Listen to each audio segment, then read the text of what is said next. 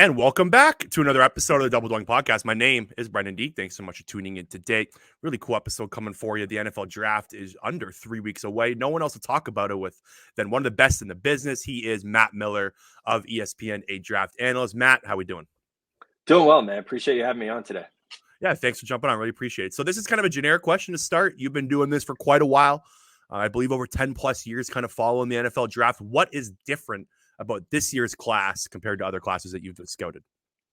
I haven't been asked that before. That's a really good question. I would say this class is different in it's very senior heavy. You know, we had only 54 underclassmen enter the draft. Some of that is because of NIL has allowed guys to stay in college and actually make some money. So there's not that financial pressure to jump to the NFL early. Also, you know, this is the last time we're going to have players able to use the 2020 COVID year to extend their eligibility in college. So this is a smaller draft class than I think I've ever studied. I think last year was the biggest. So it's been kind of a fun dynamic between last year being this enormous draft class, this year being a really small one. Next year will be another really, really big draft class. So that is definitely what's different about this year when you look at it overall. Yeah, I believe I heard you on NFL Live. Correct me if I'm wrong if it was there, but you said like the usually a fifth round pick in other drafts will be an undrafted free agent in this year's class. Yeah. Even when I stacked my board lately, it was like players 200 and down are like the same, you know, and that's not normally the case, you know? So it's like, I got to like player 200 and something and was like, oh, wait, I'm giving this guy an undrafted free agent grade. Like, this is wild, you know, and that's not normally the case. And that's before you take guys off for medical or character, things like that. So it's definitely more of a shallow, I guess is probably the right way to say it, more of a shallow draft class. Okay, so Caleb Williams is going to go number one overall. I believe you feel the Yeah, same we're good way. there. Many other people believe. I don't want to talk into Caleb Williams. We just did a quarterback episode of my podcast, so if you want to dive into him, you can listen there. So I wanted your kind of expertise after the number one overall pick goes off the board. So Washington Commanders currently hold the number 2 overall selection. If you were running the Washington Commanders, if you were Adam Peters and the Washington Commanders brass, who are you selecting number 2 overall? Jaden Daniels, and it's easy for me. Like I'm very convicted on that, and that's no disrespect to Drake May or JJ McCarthy or any of the other quarterbacks in this class. I just feel very strongly about Jaden Daniels, and you know, if this was a non Caleb Williams draft, I would say Chicago should take him first overall. Like he's dynamic, he's a great leader. He's exactly what the position needs to be in the NFL these days with his running ability, with his deep passing, how great he was. Like it gets lost how much he improved playing in the pocket and just throwing intermediate darts all season long. I know there's arguments about the talent he had around him. Joe Burrow had a lot of talent around him at LSU. He's doing just fine in the NFL. So I think, you know, it's like sometimes it matters, sometimes it doesn't. And so I think with Jaden, the traits that he has tell me that he should be the number 2 pick in this draft. Yeah, when it comes to him, like there's a stat that I believe Dane Brugler of the Athletics already floated around. He had 90 plus 20-yard, 91, I believe, explosive plays at 20 plus yards. Like in today's NFL, that's how you kind of live and die, right? With the way the 2 high shells are playing and whatnot. So I and on that, man, he had 22 touchdowns, 0 interceptions on throws over 20 yards. His QBR there was 99.5, which is crazy. So it's like, yeah, he had talent around him, but like you still have to make that throw, and he did it at a high level. Are you worried at all about his size? No, because I think number one, he stayed healthy in college. Number two, the NFL protects its quarterbacks. So like he got hit more in the SEC than he's going to get hit in the NFL. If you go back and watch the way Florida State was just like they were throwing this dude around in week 1, the NFL is not going to allow that. So the fact that he stayed healthy, and then you know, he's skinny, not short. If he were short and skinny like Bryce Young, then you have to talk about it. But you know, he's not going to have trouble seeing over the offensive line. He's incredibly quick. I think he got better this year at making himself skinny and doing the Lamar Jackson thing where he doesn't take any big hits. So I think he'll protect himself just fine. Okay, so if Jaden Daniels goes number 2, and he's actually the favorite on many sports books that go number 2 overall. It's kind of where the consensus is leaning. That's kind of where everyone in the league circles is kind of pushing. So if New England Patriots are on the clock at number 3, if you are Elliott Wolf, the new regime in New England, what are you doing with the number 3 overall pick? I'm answering the phone and seeing what people are giving up. Number one, I just, man, I think New England is in such a rough spot with the roster offensively to where if you draft Drake May, who really, I mean, he fell off this year when his, the talent around him at North Carolina fell off. He fell off. I don't personally see Drake May as that CJ Stroud like dude who's going to come into a bad team and be like, come on, I got you. Like, let me throw everybody on my back. I'm just going to be a playmaker. I don't see that from him. And so I've had people argue that, well, you take the quarterback first because it's the hardest position to fill, and then you fix the roster around him. Why are they like? What were they doing during free agency? Why were they not? You knew you had the third pick in the draft. They ran it back, basically, Matt. They basically right? signed Like, everyone back. Yeah. What the hell? Like, why did you not get a left tackle? Why did you not get a wide receiver or three of them? Like, your big move in free agency was re-signing Hunter Henry and Mike Onwenu, who's a good player, but like, that's it. That's what you did. So I don't get I don't know what the Patriots are doing. They'll probably take a quarterback. I would, number one, get a time machine and go back to February and sign some players that could, that would help this roster. KJ Osborne ain't doing enough for you. No, they're like, no. They're good players. You would be stoked if those were your number 3 receiver. Yeah. You'd be ecstatic to have that. But New England feels like, to me, a lot like Carolina did a year ago, where there are a lot of hopes and prayers of like, oh, well, if this player, plays better than he's ever played before in his entire life, then our offensive line is going to be okay. They're putting so much in the idea that guys are going to be better than they've ever shown us to be. That scares me if I'm Drake May. So when I went into the process of scouting the quarterbacks and watching them for the podcast episode we did earlier this week, JJ McCarthy, I was not high on like during the year, watched a ton of Michigan. And then when I started like diving into it, I'm going, whoa, like, is he my quarterback number 3? He's a tough evaluation, but he grows on you the more you watch him. He does. I thought the Michigan State game was some of the best film I've seen from any quarterback. I know he missed a couple of throws deep, but I thought he played really well there. But then you have like the Penn State game where he goes like 6 or 7 for 60 yards, right? Penn State is a really good defense, but those type of games are kind of they're not as few and far between as other quarterbacks. So you're just talking about Drake May potentially not being a top 3 pick. If you were to pick the number 3 quarterback in the draft, would it be JJ McCarthy? No, I think it would still be Drake May just on talent, but it's closer than I thought it would be. And so I was at JJ's pro day, and that I think I have a little like confirmation bias because he looked so good at the pro day, and I got a chance to meet him. That definitely factors in. But the thing I liked about him most was everyone talks about like, oh, they didn't throw the ball out of Michigan. And that's very true. They didn't. But you know what they did? They would ask this dude, like, you haven't thrown the ball in 20 minutes, but we need you to hit this 3rd and 8. And he would come in and do it. And so, like, I love that about JJ McCarthy, where he never got in a rhythm. Maybe against Ohio State, maybe against Alabama. Those were his 2 best games. But, like so many times, they would just ask him to come in and like save the drive, and he would do it. So I love that about his game. I love like the person, the makeup, of like that dude's not going to bust because of the off field or the character or the work ethic. Like, it's all there. And so for me, and not to say any like Drake May doesn't have any questions either. Drake's great young man from everything I've heard, but I think with McCarthy, I would buy stock in the person as much as I would the player, and that probably has it a little bit closer for me. Yeah, you brought up like he's asked to throw on 3rd down after maybe like 15 plays off.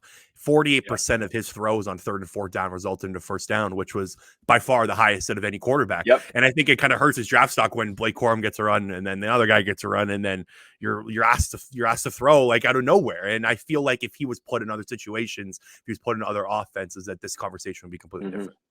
Yeah, if he were at LSU, how different would this be? Exactly. Yeah. So where do you think he lands, and where would you take him?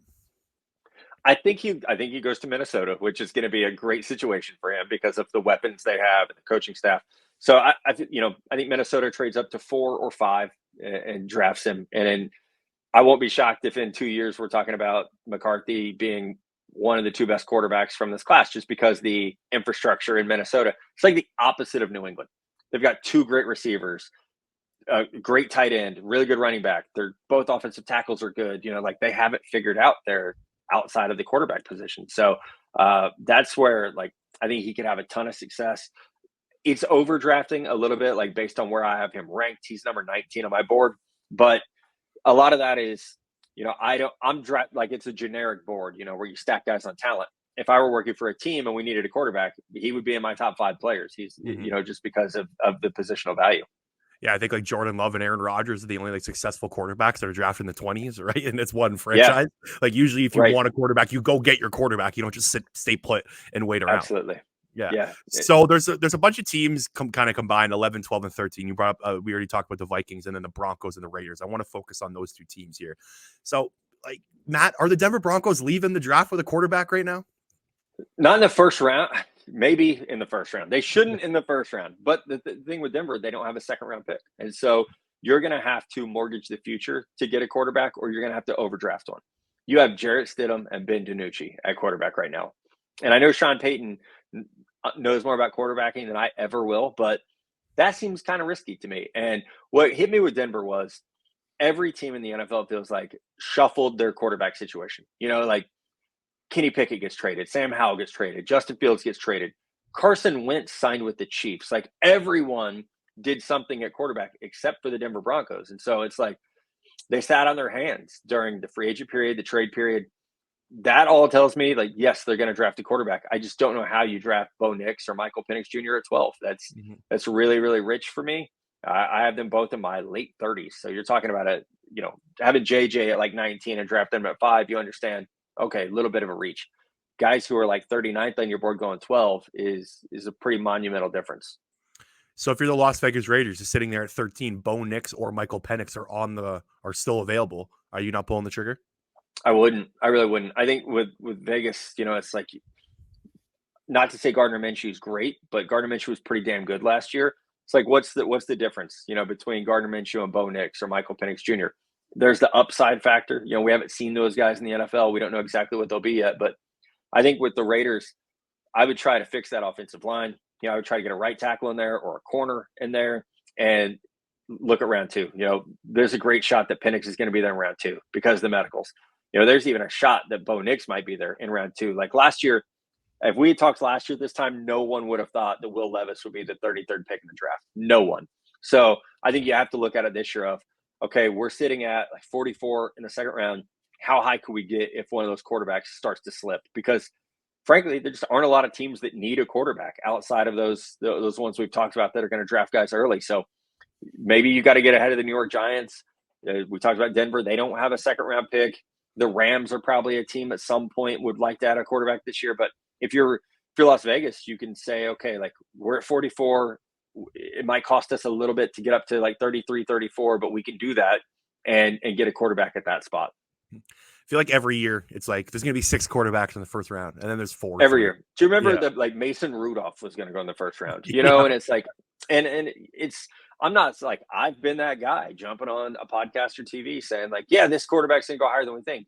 But what happens is the teams that need quarterbacks take them early, like you said, and then no one else needs one. So there's this waiting game, and I would almost like bet on the waiting game at this point of like, hey, we'll wait and see where these guys go instead of overdrafting them. Okay, so let's jump to the wide receiver position. I'm curious. You have a lot of intel. You've talked to a lot of scouts, league executives, whatnot. There's kind of a rumor floating around that Malik Neighbors has kind of not done a good job in interviews, and he hasn't. I think the report was he would struggle in a big city, quote unquote. Are you hearing any of this, or is this all false? I haven't heard anything like that. I think there might have been some, like character concerns is such a vague term. I hate using it, but I think there was some immaturity early in his time at LSU with the previous staff, not with the current staff, to where that's, people are probably saying things like that of like, late to meetings, late to class, a little bit immature. I haven't heard anything about that recently. I don't know where the idea that a guy is going to struggle in a big city. Like, so where do you go in the NFL? If you're at Green Bay, like, exactly, I don't know. Like, are the Packers putting that out? Like, oh, we can't let him go to a major city. How about Green Bay, Wisconsin, or Kansas City, Missouri? I don't know. You hear things like that. It's like, I wouldn't doubt it if a scout said it, but it feels hollow to me of, all right, where's a big city, or where's not a big city? Now, I have heard over my career, you hear things like that player needs to get away from that region. That would be good for them. I can remember, I'm a Missouri guy. There was a receiver at Missouri, Dorial Green Beckham, and people did say the worst thing for him would be staying in that area. He needs to get away from there. And, there's been a lot of those guys of, hey, they need to get away from the friend group. They need to get away from the home life. Aaron Hernandez is a good example, right? Aaron Hernandez. Absolutely. Yeah. There's always been guys like that where you hear Yeah, like they're a great player, and it's not a bad kid. They need to like start over basically. Mhm. I haven't heard that about Malik Neighbors, and we'll see. I mean, it's that time of year where I Yeah. think a lot of people, you could take something that an area scout says of like, oh yeah, this guy's late to class sometimes, and it can get twisted, and before you know it, it's a full blown character thing. There's Mhm. also the other side of that, with I know last year with Jalen Carter, there was an early report that there was some quote unquote character stuff, and then it came out that there was some character stuff, and so I Mhm. think it's just important to, you got to chase that rabbit. If there's a report that a player has, something in their background, if you're a team, you got to find out. You got to be 100% on if it's something valid or not. The Dorian Green Beckham name drop just brought me back to the 2016 Eagles as an Eagles fan. Whew. Yeah, The weapons are out yeah. there. And I But watched him play in high school, and he was like not at a big high school here. So I'm talking like 5'8", 5'9", 14-year-olds trying to press him at the line of scrimmage. And it did not work. I'll tell you that. it's good to hear about Neighbors though, because I think he just moves different. Like when I'm watching these guys, like he just, I Yeah, don't know, there's something different to him. It's almost like the cartoon character with the smoke behind him. Like when he's running, like he just, to absolutely. me, like he just moved. Like I know Marvin Harrison Jr. is the top receiver in this draft, and I agree there. He's just like technician, like he just mastered kind of the art of the position. But the Neighbors to me, like I just think he's going to be a superstar. And I'm really excited to see where he goes. And then Rome Odunze is the other guy who's basically the consensus top 3 wide receivers. A lot of people have Marvin Harrison Jr. 1, and then Rome Odunze and Malik Neighbors kind of flip flop depending on who you talk to. So outside of those 3 guys, who do you think the number 4 wide receiver in this class is?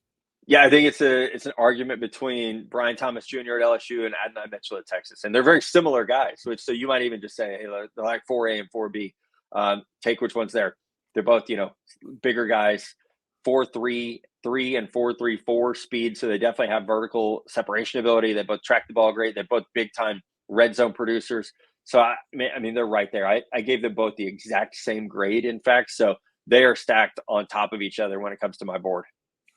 So I love sleeper wide receivers. It's my favorite part of the draft process is diving into like the day 3, potentially late 3rd round guys. So Yep. outside of maybe your top 10 ranked wide receivers, I believe you have like what 20 in your top 150 or something like that. It's crazy. I don't Yeah. have the list in front of me, but there were like over 20, I think exactly 20 in my top Okay. 100. Yeah, I think you're right on that. So who are some wide receivers that you think that are not getting enough love throughout the draft process so far? What's crazy? Luke McCaffrey is the one that when I'm asked this question, I'm always like, that dude had a great Senior Bowl. He had a great combine. He doesn't drop the ball. He's new to the position because he was a quarterback first. But every time I've watched Luke McCaffrey, I've come away being like, yeah, that dude can play. So you would think with the last name McCaffrey that there would be a lot more hype and buzz on him, but there really isn't. So I like him. I think I put a 4th round grade on him, but I love him. Javon Baker from Central Florida. I have a Yeah. 3rd round on him, but I would be all over that dude in the 3rd round. He is so good in the red zone, so good in the end zone, just the way he tracks the ball. I like Anthony Gould as kind of a sleeper speed guy. He's got legit ability to separate over the top. So those are probably like my 3 that I would say would go in the top 120 Mhm. is probably where they're at. But here, one more for you, and I'll tell myself a little bit. We were at the combine, and I don't know if you noticed this, but this year the combine list came out really late. It was like Mhm. the week of the combine, and that's an important list for us because like we try to study every player that's going to be at the combine so that you can talk about them. And I'm getting the combine list, and I'm like checking my board versus the combine list, and I see Xavier Weaver, Colorado. And I was like, I had no idea he entered the draft. Like, I didn't even know. I thought he was going back to Colorado because he wasn't on the list of underclassmen who declared for the draft, but he's on the combine list. And I was like, wow, I really like Xavier Weaver. And so he's been my sneaky answer because I didn't know until February that he was in this draft class. And maybe that's like, I'm a very organized individual. Among my many faults, that is not one of them. So it surprised me that he was at the combine, and I think he has the chance to be a really good player. Go back and watch some of the early Colorado stuff last year before their offensive line completely fell apart, and he was making a lot of plays. Interesting. I'm a big Javon Baker guy. I love the 5-star recruit aspect. I love how he went to Alabama and like he transferred out. And I just his tape looks Yeah, great. Like I think he's kind of being severely under talked about. Okay, I got to ask about my Eagles. So they're number 22 overall right now. yeah. What are you hearing about what Howie Roseman is going to do with the number 2 or number 22 overall pick? I know a lot of people say corner, like, oh, got to get a corner, got to get a corner. I think it's going to be an offensive tackle. I really do. And I know they just paid Jordan Mailata. He deserves it. But Lane Johnson we're coming up on year 12, I think, for Lane, 11 or 12. He's Yeah, he's getting gonna be up there a little 34 bit. years. He's gonna be 34 Yep. years old, I believe, next year. And one thing Howie has done on the offensive line is draft ahead of need. And so I think I'm looking at Lane Johnson, who he's been working out with before the draft, Tyler Guyton, two Oklahoma guys working out together. And it reminds me a lot of them kind of letting Kelsey call a shot on who was going to replace him and said, Cam Jurgens looks pretty good. So I wouldn't be shocked if Tyler Guyton's there at 22. You could play him at right guard for a year. He only started 14 games in college, so you could even just redshirt him if you wanted. But I think they did this with Andre Dillard back in the day. And that didn't work out because of Jordan Mailata, but they have drafted ahead of need on the O line consistently. So that's why I think there's definitely some realistic expectations that happens. And Howie goes trenches all the time. Like Eagles fans shouldn't be surprised. I know he's not a Georgia player, but trenches every time. Well, Marius Mims is a Georgia player, right? And and fits the mold. Yeah.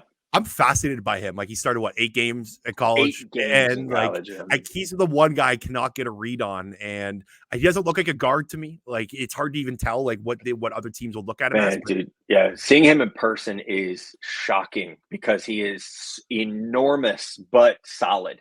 Like to be 6'8", like 330 or whatever he came at, and not to there's no loose fat on this guy. He looks like a statue. It's crazy.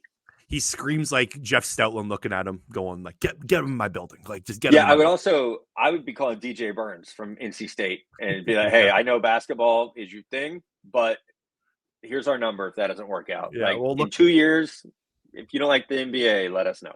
Yeah, look at Mailata, right? He's now made over $150+ million, something crazy like that. And he was a rugby player. Didn't know how to put water through the football helmet to drink it 7 years ago, right? So I think I personally believe that the Eagles should go defensive back. The Eagles' pass defense has been terrible. I know you don't draft specifically for one season, but they also have just a huge need there. Darius Slay and James Bradbury could be cap casualties after next season. So it kind of feels like that the defensive back fits. And I want to transition to there because I think Nate Wiggins is one of my favorite players in the class. I loved watching him.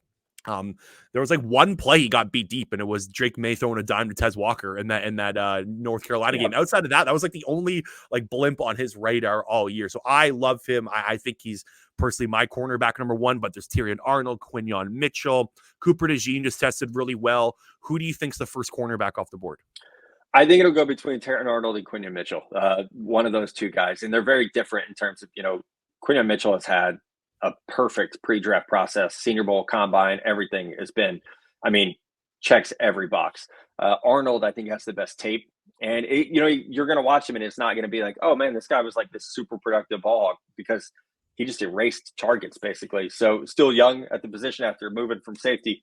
So, I would say one of those two guys. I think Cooper DeJean, you mentioned, great pro day workout, awesome player. There's going to be a conversation about, is he an inside-outside guy? Is he a safety? I think he's an outside corner. And then your guy, Nate Wiggins, they should all be drafted in the top 25. And it's funny, you mentioned that one completion that Nate Wiggins gave up is the only deep ball he gave up all year. And so, he another guy, he doesn't have a ton of picks and ball production, but people just didn't throw at him. And so I think that's when they did, he eliminated yards. And so, he's a little bit lean, a little bit light, but my goodness, the speed is everything you want. And, he has range. He could play cover 3. I think he's at the line of scrimmage. He's not super physical, but he's certainly fast enough to play in man coverage. So we got 4 really good corners who should all go pretty early. And hey, you got beat by Tez Walker, who's going to the NFL. You got beat by Drake May, you could throw it deep, right? It happens. Yeah, absolutely. And that is an important thing, whether it's an offensive tackle or a corner or, I've been doing this long enough, people will find out what quarterback I like, and that quarterback will throw a pick and people will be like, "Do you see your quarterback?" Yeah. Yep. They all throw interceptions. It's part of the game. So that was perfect. Exactly. That was perfect. Okay. A couple more for you. What is your favorite player to team match in the first round? Oh man, Dallas Turner to the Atlanta Falcons. So what would be mine? They need a speed rusher. They need rushers, period. But I think that speed and Raheem Morris's defense would be very, very picture perfect. And at 8, it's also a great value.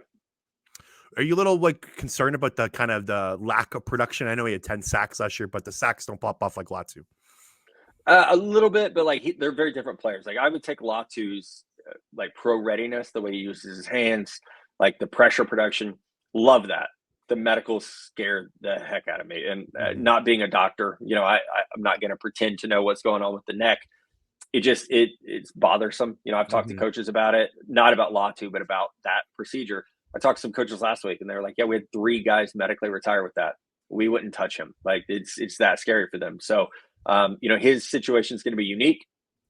We'll see where that's at. But with Turner, like I feel better about Turner's like lack of production as compared to someone like Chop Robinson, who had no production basically. So it's like there are levels to it of like, I'll take the traits with that production as opposed to the traits without the production, or the production maybe without the traits. Okay, the linebacker position. I'm fascinated by it. I love Edgerrin Cooper. He's one of my favorite players in the draft too. That Alabama game, he had that offense kind of in hell all game. Where would you take him? Like, where do you think he kind of fits in the draft? I put a first round grade on him. I struggle to find a fit for a team to take him in the first round. It was that way last year with Jack Campbell too. It's like, where do you go? Like you're a really good player, but where do you go? Now, obviously, a little bit of a surprise. He goes to Detroit. So I think that's for Cooper this year. It's like, man, like if Miami took him at 21, if Philly took him at 22, Dallas at 24, it's like some team's it feels like someone's gonna jump in there. But on talent, he's a top 32 player. He's exactly what the NFL wants. With that versatility, he plays with amazing, like relentless intensity. It's just his play strength isn't always great, but I think you can work around that. And a lot of people kind of, I guess, pinpoint that he didn't cover a lot at Texas A&M. But like linebacker, that's the hardest part of scouting linebackers in college is figuring out if they can cover in the NFL. Like it doesn't. It's hard to kind of translate that from the pros, from college to the pros. Is Peyton Wilson your number 2 linebacker? I have Junior Colson as my number 2. Peyton Wilson, kind of like with Latu, like the medicals worry me. He's 24 years old. I love the production. Really, really good athlete. I think with him, it's like, I guess I would say I'm betting on Colson's upside a little bit more, or like the longevity of Colson. Okay, one last one for you. If there's a team that's going to surprise the world and trade up for a quarterback in the draft that we haven't talked about, what team would that be? I'll say the Rams. I don't think it'll be in the first round. I think it would be in the second round. But I think looking at where they're at, they have 11 picks in this draft. The roster's not in a spot where they need 11 picks. And Stafford's 35 maybe, and like he's battled some injuries lately. So I think you have to like maybe the Rams are the team. They'll get a quarterback, I think, in the top 100 picks. But if they were to trade up for Nix or Penix, I wouldn't be shocked. Yeah, and the Stenson Bennett thing didn't work out last year. There were rumors that they were going after Sam Howell. That kind of makes sense. Yeah. Okay. So we'll see.